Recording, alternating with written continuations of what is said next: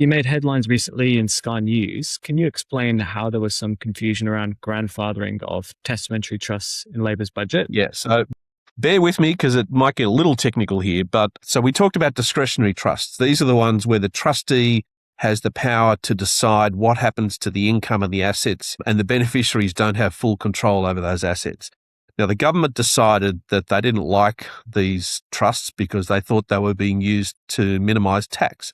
And to a certain extent, they're right. That is one of the budget decided that these discretionary trusts, it wanted to tax them at a rate of 30% on any income that is distributed out of those trusts to the beneficiaries. So that's now going ahead.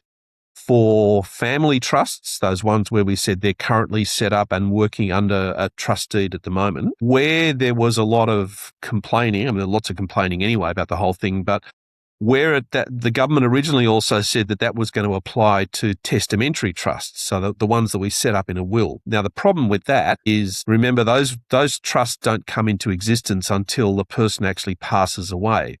So even though the government said they were going to grandfather existing trusts and they were going to be protected from these new changes, because in testamentary trusts they don't come into existence until the person passes away, i.e. in the future, that means anybody who's written a will at the moment that has a testamentary trust would have had to go back and probably review that and rewrite it.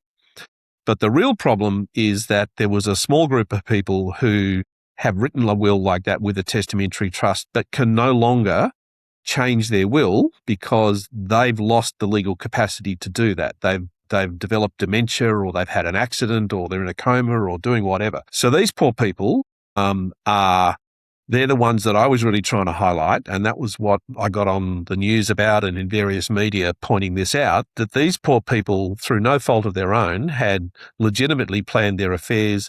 Then they've unfortunately developed an illness or had an accident. They're suffering, their families are suffering, and now they're stuck. There's nothing they can do to fix that. So the good news is that partly, I hope, through some efforts of mine, but also some other problems that were brought out about these types of arrangements, the government has backed down about it's going to treat testamentary trusts. So testamentary trusts are not going to be taxed this way, but the family trusts, the ones that are currently in existence that we set up today, they will be taxed that way. So at least we had a win on the estate planning side, that the trusts we would set up under a will are not going to be impacted this way.